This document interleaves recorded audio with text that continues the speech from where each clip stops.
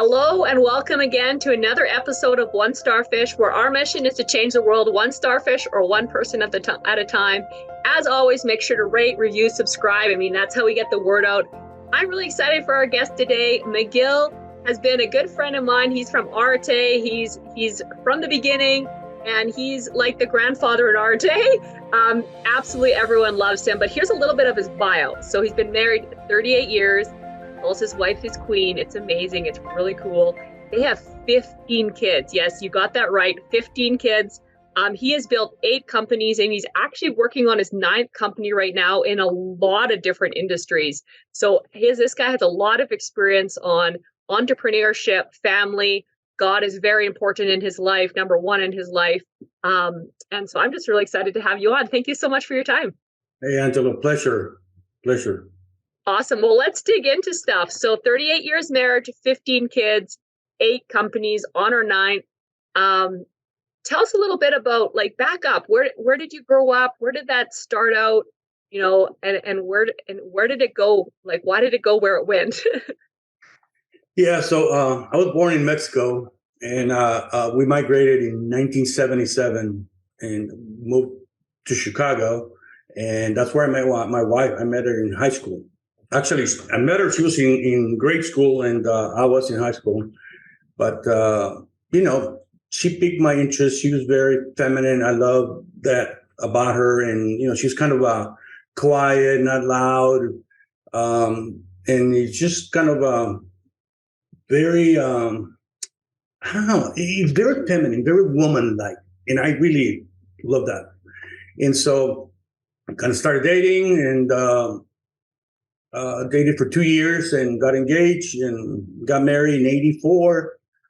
One of the funny things, people go, man, how come you have so many kids? And I'm like, well, when we were going to a pre-marriage conferences, the priest said, hey, how many kids do you foresee yourself having in 10 years?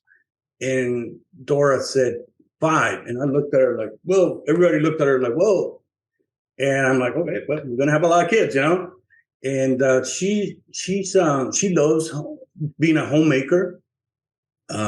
She worked for like 3 months after we got married, and then she quit and she stayed home. And the agreement was that she would never have to worry about anything outside her household. If she needed anything, he was going to be there for me. I was going to provide and all that stuff. And she's an excellent cook, great mom, great wife, and she loves her home. That's her castle. At one point, we were going to lose a business, probably in maybe 2011. Yeah, around that time, our business was struggling really bad. And I told her, I said, we built our custom home in 1999. And the windows are right for her. They're lower because she's kind of petite. And so it's a custom home. And I told her, I said, you know what? We might have to sell the house.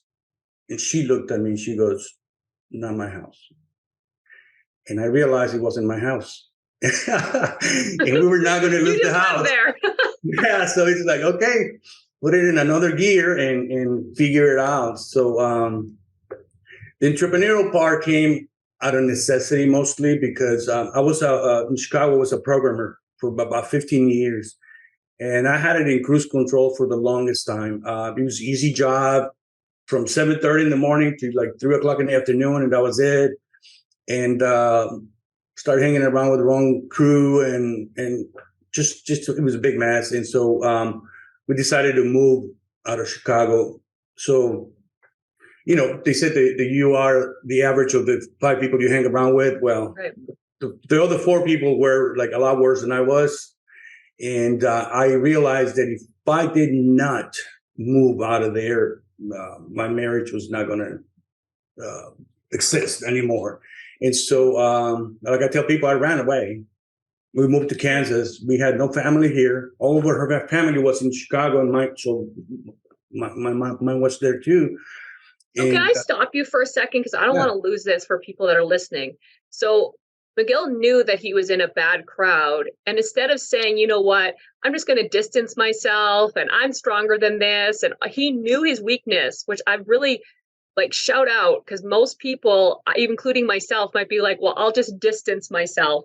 But you knew you weren't strong enough. What was a catalyst to realize, like, was there someone that came in your life or you just knew it? How did you know that you weren't strong enough just to distance yourself from those four people and you actually up and moved, whole states? Like, do you remember, like, what was a catalyst into that kind of move? Because that's powerful. Well, the other four people in my life, they were mostly family, and we were drinking like every single day almost. God, especially family. Okay. Yeah. Yeah. Oh, yeah. And it's hard. It's hard. It was my uncle, my two brother-in-laws, and I think it was a friend of mine too. And my wife was coached by my grandmother. And so my wife, instead of nagging me, she listened to my grandma. She goes, the way you get to Miguel is by loving him way too much, and he's going to realize what he's doing. And so what she started doing, she was laying my clothes out for the next day, and she would leave my plate set on the table if I didn't show up for dinner. And so I would come home, drunk, intoxicated, drunk, yeah. whatever. Look at my plate setting, was still on the table, and it's like screaming at me, like, you missed this, man. You missed the meal with your wife, or because you were with your friends. And then she would lay out my clothes, because I used to back in the late 80s and stuff, we used to wear tied in suit for the office. That was the attire. And she would lay it out for me, and be walking to the bathroom, and there's my clothes for tomorrow. And she's sleeping. She's out. Yeah. And so I started realizing that I was an idiot, and then I go, okay, how do I get out of this? And it's family. So you can't get out of family like that. So I told her, I said, we're going to move. So I went to a spiritual conference. It was a Ignatius exercises for 5 days. And I met some folks from Kansas, and they said, man, Kansas is beautiful, great place to raise a family. And I go, okay, well, I'm going to go visit it. So when I came back home, I sent her to the women's exercises, spiritual exercises, and she came back, and so we were in sync finally, really good. And so we decided we're going to move, and told the family, and we got a lot of hate, and not hate, but I mean disappointment. Disappointment for sure. Yeah.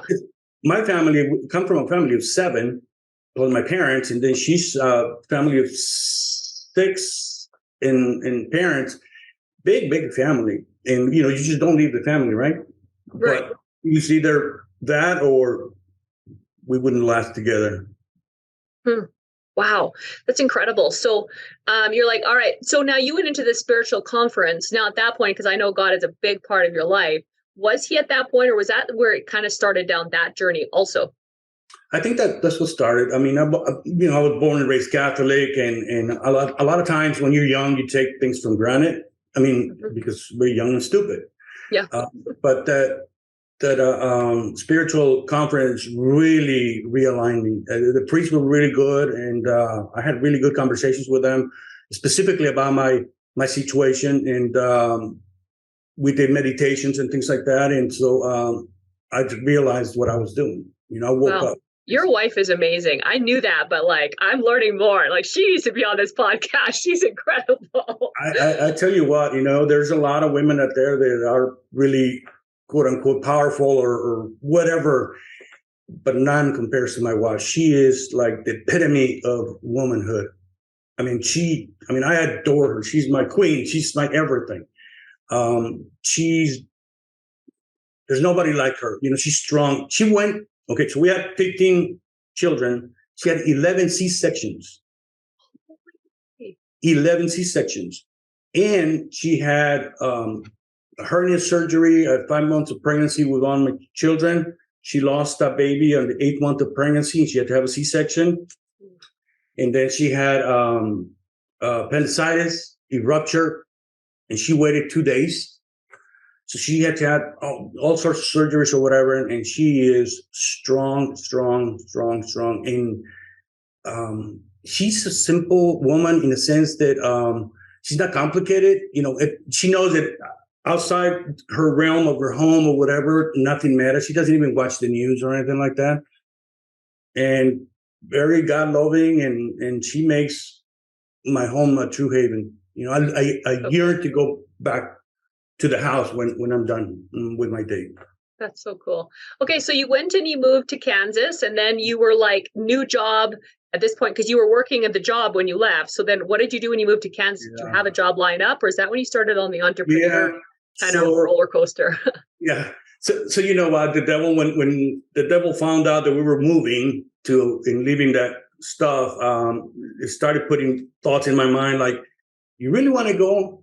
You know, so I started second guessing myself. Yeah. And I had a pretty good job. And back then, back in the 92, you know, I was making like $44,000. That was a good salary back then. Right. And easy hours and easy hours and everything else. And so what God did for me, I got laid off because the company got bought out and I got laid off. And so I was a programmer, and I went back to school, and I got my computer network administrator diploma. And so when I met those guys from Kansas, they said, why don't you come and visit? So I told my wife, let's go visit. So I came and visited, and I met a business owner that said, I need a network operator for a Novell network. I just dated myself again. And I said, hey, I'm going to finish school next month. And he's like, well, you got a job. And so that was easy. That was an easy transition. God just opened some doors for you. Oh, yeah. I mean, you can see that. Yeah. Yeah. So you moved, and then you went into this job. And then when did you start building your businesses? How did that transition from an employee to an entrepreneur? And as you transition, I want to know, how many kids were you at when you started your transition? Yeah, so we moved from Chicago to Kansas, and we had 4. Okay. We had 4. So I worked for this man for about a year. Then I got another job in a telecommunications training company. Really, you know, our town was 2,200 people or something like that. And this was the world headquarters of this telecommunication training company. We were doing classes everywhere in the world, in Japan, in Saudi Arabia, in Brazil, Canada, everywhere. We had instructors flying all over the place. And the owner was very entrepreneurial, very, very entrepreneurial. So I started making $11.50 an hour. Wow. Yeah, from $44,000, but I had no debt. And so he said to me, he said, look, we make money, you make money. I'm like, okay. So I'm like, we'll see how that works. Well, my first year there, I tripled my income because he would give me projects and I would get them done and they would save money. And so I would get really big bonuses and things like that. And so I'm like, I like this. I like this. He woke up that dormant entrepreneur inside of me. And so, like, for instance, we had like 70, 80 instructors, and I was in charge of all the logistics. So I realized that we were spending a lot of money flying. They were choosing their own flights. And so they would pick what was the most comfortable thing for them and most expensive. And the expenses were out of hand. And so he told me, he's like, can you fix this? I have this problem. Can you fix it? And I'm like, all right, you give me the tools and I'll fix it. And so what I did is, I created my own travel agency. I hired a travel agent. We got the software and all sorts of things. And I demanded that all instructors would have to book their tickets through our travel agency. And then she would find a better deal. Yeah. Yep. Oh, yeah. And then I did a deal with the Emerald National Car Company. I made a deal with them back in, I don't know, 96, 97. And that was when Emerald Isle was starting, where you could pick whatever car you wanted, as long as you pay for the midsize. Because a lot of the instructors were, you know, big guys or whatever, and they were picking full-size cars and they were more expensive. So when I closed a deal with National, we got a really good rate and they could pick any car basically from the lot. And so we saved like $250,000 first year. Wow. Yeah. Really? And the owner was like, Miguel. So now I started realizing that I was, that if I had something that motivated me, that I could go outside my comfort zone and figure stuff out. So that he had another problem and hey, let's send Miguel to fix this other problem. And I'm like, okay, I'm a problem fixer now. Okay, I get it. I like it. And I was making more money. Then we had the dot-com crash and 9/11, and all the training kind of disappeared. And so the company went from like $45 million in revenue to like nothing. Wow. Yeah, like overnight. Because we couldn't teach anybody. We couldn't fly anybody anywhere. So it was like no income. So from then, I'm like, okay, I need to jump ship and do something else. I talked to my boss, and he's like, look, I support you, do whatever you want to do. And I contacted a man in Kansas City, so I live in a rural town, and he had a similar type of company, but he was local. He was teaching local telephone companies new technologies. So I jumped in with him, and he hired me as a sales guy. So I was doing cold calls to folks in Alabama, in the deep South. And here's my accent, and these guys have this Southern accent, and I'm trying to sell technology training for, what was it? It was like $2,200 per person. And started struggling with cold calls and things like that, but I had to feed my family, right? And so I set myself a goal. I had to do 100 calls a day to get 10 yeses. So it was about 10% closing rate. So I figured out my numbers, and I was dialing for dollars left and right. And how long would it take you to make 100 calls in a day? Curious. Okay, so it's different time zones. Yeah. So I would start about 6 o'clock in the morning, start calling East Coast, and at 6 p.m. my time, it's 4 o'clock West Coast. So it would take me 10, 12 hours, depending. Wow. Yeah. Yeah. So but that's what I had to do, and I didn't care. I'm going to get this done. So I started making some good money, over 6 figures. And I'm like, okay, I could do this. And so then I got a friend of mine who served in the Air Force, and he came back to me and says, man, you're really good at sales. Can you help me grow this company? He had a web portal, and he was selling tactical gear. And he goes, if we get a phone line and get some sales, he goes, I'll funnel the sales. I'll do the marketing, and you handle the phone and close them up. So we partnered, and then 17, 18 years later, we sold the company. Wow, that's so crazy. Yeah. And so what is some mindset that would help people? So one of the biggest things, obviously, I believe a lot of people that listen to this podcast are entrepreneurs or aspiring entrepreneurs or something like that. What are some mindsets that you think people don't have that they could develop that would help them be successful, in entrepreneurship in general? In terms of a mindset, I mean, you have to limit your choices, because people are always second guessing themselves. And what if I do this? And just don't think about a plan B. Just do it. I think that it's important for people to make a decision and then stick to it, because a lot of folks, they make a decision and they keep switching around or again, second guessing yourself. One of the rules we have in my family is like, once we make a decision, there's no regrets. You make the decision based on the best information you had at the time, and you're never going to second guess it again. You did it because you had that type of information there. It's the same thing. If you want to start a business or something, figure out what you need to do and then go do it. Have a bias towards action, do it instead of talking about it or whatever. That's good. And self-belief is something that a lot of people talk to. And I know you have very strong self-belief now. Did you always? And where did it come from? And if you didn't, how did you develop it? Wow, that's a great question. Self-belief.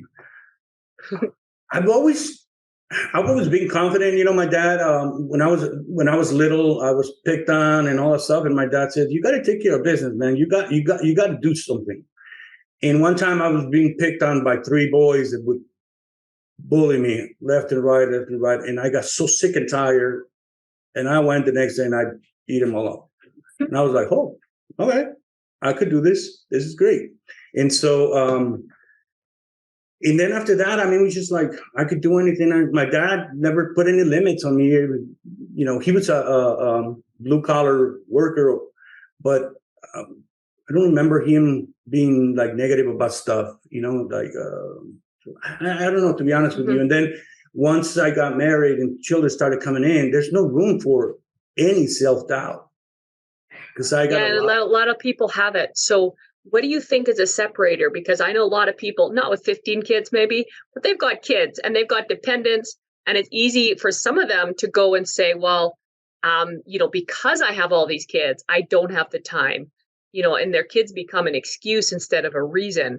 And you've used your kids for a reason, and you have some kids with Down syndrome and stuff like that. You were saying too so it's not even that you have special needs too that you're working with, which is exceptional. So you didn't use them as an excuse like, oh man, I can't work this hard because I need to be home more or whatever. How did you, obviously part of it is you had a very strong wife, but I know that's a huge part of it that was at home and was with the kids. But like, did you ever feel guilt ever for being gone and working so much? Because I know you worked a lot, especially at the beginning, because that's what entrepreneurship is about. Did you ever feel guilt? And if you did, how did you work through it? I think one of the mistakes young entrepreneurs make is that they don't bring their family on board. It's like, I'm building the business. No, we are building the business. Okay, I like this. Yeah, they need to be part of the journey. They need to understand what you're going through, and once there's understanding, then you could have this conversation. Hey, I'm going to miss this birthday. Can we do it? Can we move it to Saturday? I got this business trip and that kind of stuff. And so, and then be present when you're home. I mean, you have to be present. So what are some ways that you brought, sorry to interrupt, what are some ways that you brought your family on board so you could have those conversations of like, hey, daddy's got to work right now, but here's our time instead. And how would you bring them on board? I know people talk about doing vision boards together or having them at the office together. What were some ways that tangible ways that you helped bring your family, really buying into what you were doing? Yeah, I would tell them how my day went, how many rejections I got and what do I need to do and what strategy I was going to use to kind of get them involved in those conversations. Then I would bring work home, but I would sit on the table when they were doing homework with my laptop and we're all working together and having these little conversations here and there, and just try to be there and explain to them, what is it that I'm trying to do? I always tell people that my job as a provider, as a father, as a husband, is obviously to provide, but not only provide. I need to our house needs to be a beautiful home. We need to drive good cars. They need to go to the best school and things like that. It's just not barely provide or whatever, get by. It's to have a higher quality life.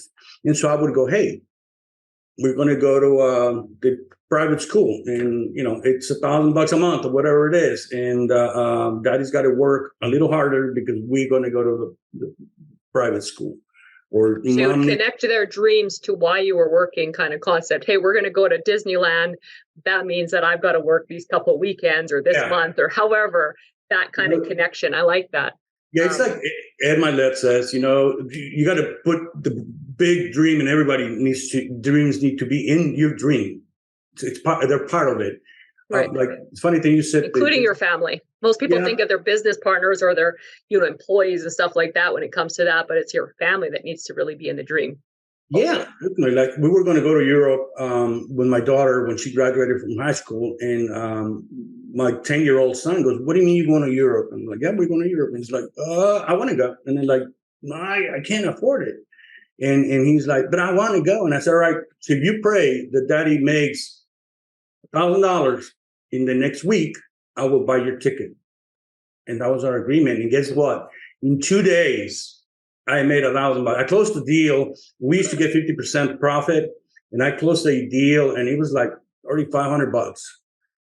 And I cannot believe, I'm like, "Wow, man, this God is listening to this kid." That's right. I was just going to say, what is it about kids and prayer? That's a big thing. So it's perfect. Should have told him to pray for more.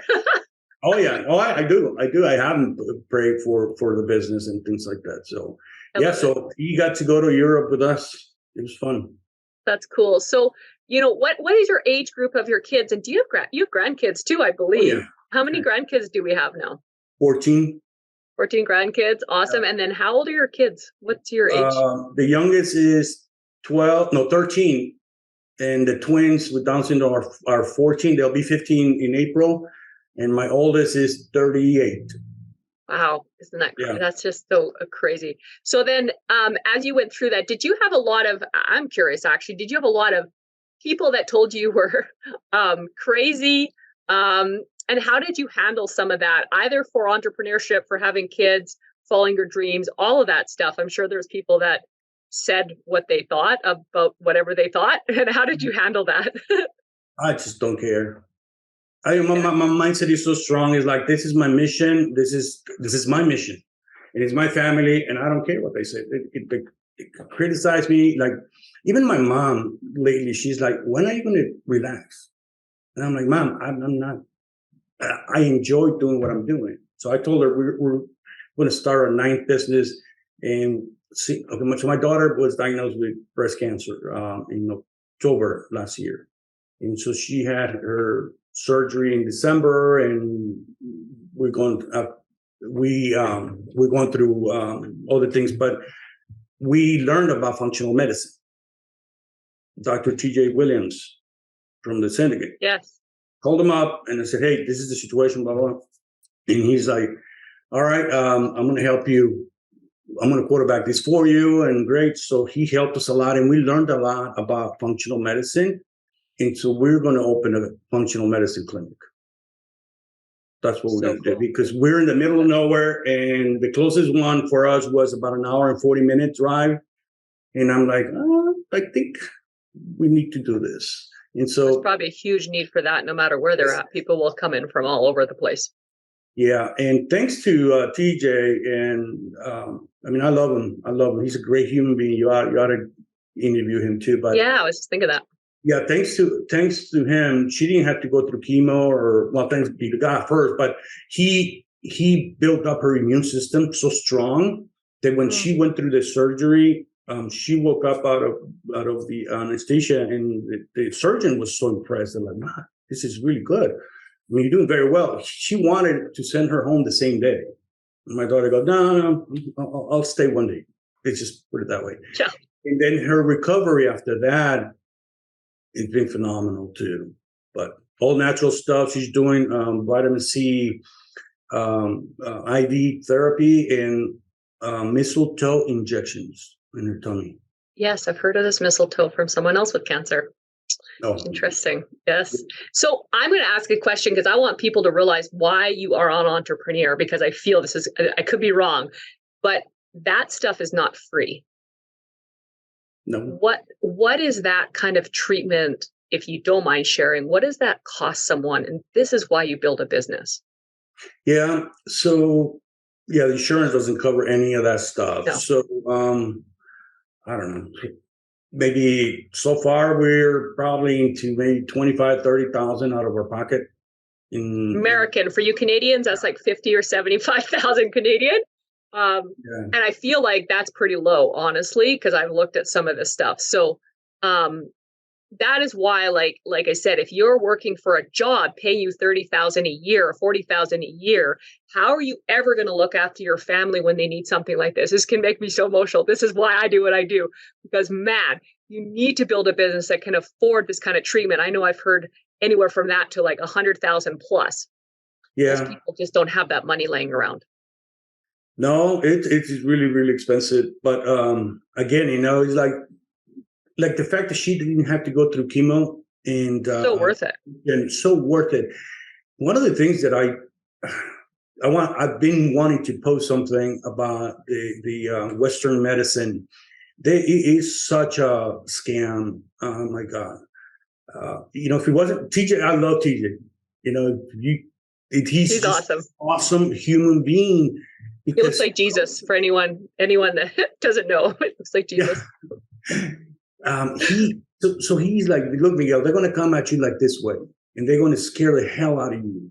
They're going to force you to get into their protocols, and you got to ask this question. So you got to do this. And so when my daughter and I went, yes, sure enough, they're like, okay, we're going to do this, we're going to do that, we're going to do this. Now, hold on a second. I said, you tell me all these things. I mean, you take in consideration that my daughter has never been sick, that she's never smoked, never drank, she's 37 years old.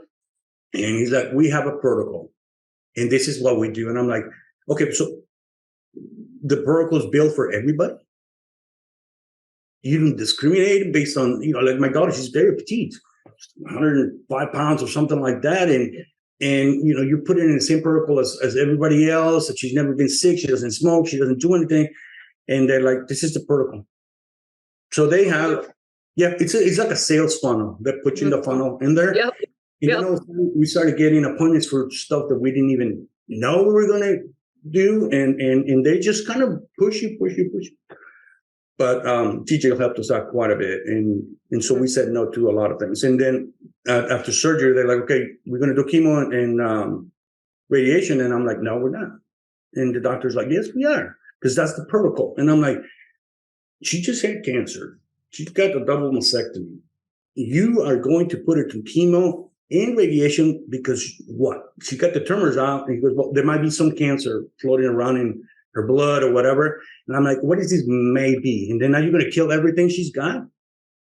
And so the TJ referred us to a functional medicine oncologist. And he said, no, there's a test that will tell you if she still has any cancer left. Mm-hmm. And the doctor, the oncologist on the other side, told us there was no test because he's not FDA approved.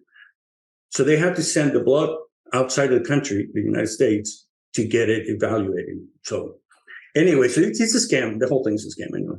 So she came back and she was cancer-free, and we're doing the vitamin C and the mistletoe therapy, and she's strong and she's doing really well. Wow, so cool. But I mean, and that's why I said, like, that's why you want to build a business, because that's one of the reasons. So you can afford to do other treatment. And so you can, because money doesn't buy happiness. People always say that money doesn't buy happiness, but it literally can buy your health. And people just don't realize how much it literally can buy your health.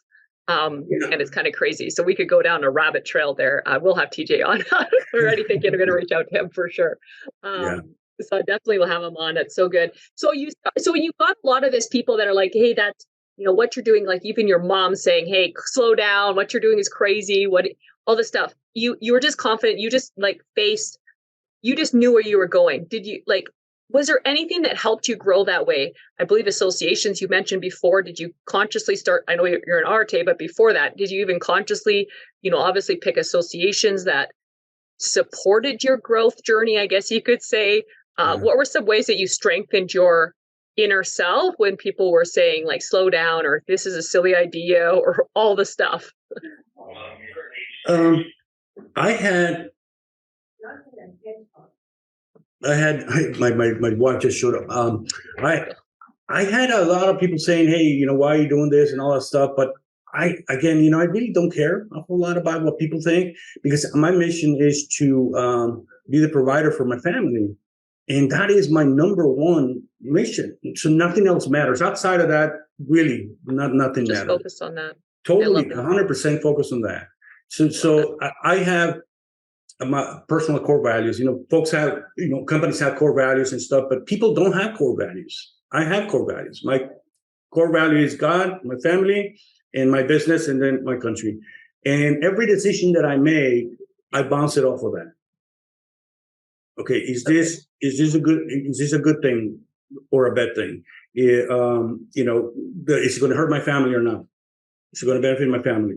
And once I answer those questions, it's pretty quick. Once you get it in, you bounce stuff off and go, yeah, this is the right decision. And I just go with it, and I really don't care what people say. I love that. That's so cool. That kind of leads us into our wrap up, our 3 final questions, and then anything we want to leave our listeners. So first final question is, if someone is looking for their purpose, you have your purpose solid. If someone's looking for their purpose and they're not 100% sure, what is one sentence that you could say that could possibly help them find their purpose? We're so wrapped up with technology and noise and social media and things like that. And God is in the quiet. God whispers. He doesn't yell. He might allow certain things to happen so that you realize what's going on, like my wake up call. But people they don't take time to think. they don't take time to sit in the quiet and kind of listen. They're always busy. And I think that you find your purpose if you find some solitude, some quiet time. Even when people work out, they have their headphones on. I don't, because it gives me time to think about stuff. Like I ride my bike for 10 miles and I'm going, okay, I'm gonna focus on this particular issue that I have. And almost 100% of the time I come back with a solution because I'm getting oxygen in my brain and I'm thinking and really focus on this. I'm quiet and focus on things. So I think if they want to find a purpose, they need to shut down the noise and really have an introspective look at themselves and start answering those questions that they have. I don't know. I just see a lot of noise and I'm going, how do these people think? So be quiet. I love that. I'm sure there's more than one, but what's your favorite quote right now and why? So with my family, I'm always telling them, focus on the solution, not the problem. I always focus on the solution. Everything, you can fix anything if you focus on the solution and not waste energy on the problem. I also like the quote from the Bible, seek the kingdom of God and everything else will give it unto you. So I'm always looking for my sanctification to become a better man. The goal is to be holy, obviously. But as I seek for that, I please God, my Father, and then He's going to give me all this, whatever else I need, because He's pleased. So I'm a dad, right? And I look at God as a father, and I look at my children as me, because I have some children that really are really good kids. And there's nothing I will deny because they're always going to ask for the right thing. And so that's another quote. You can call it a quote, What's one word or sentence you want on your gravestone?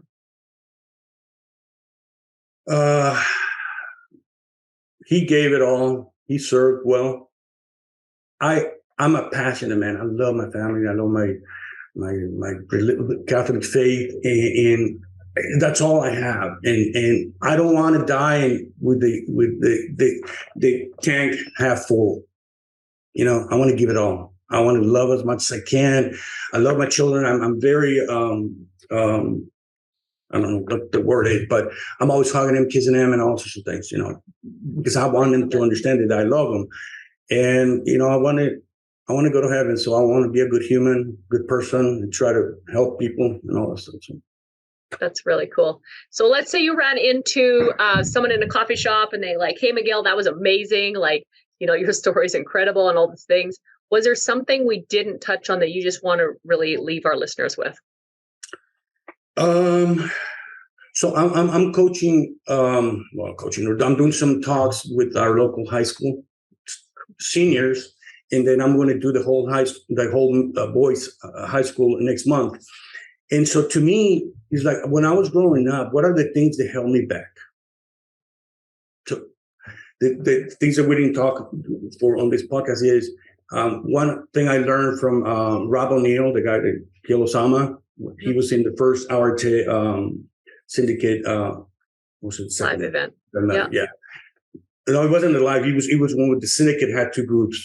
Yes. And he said that fear and anxiety are self-induced. It's all in our mind.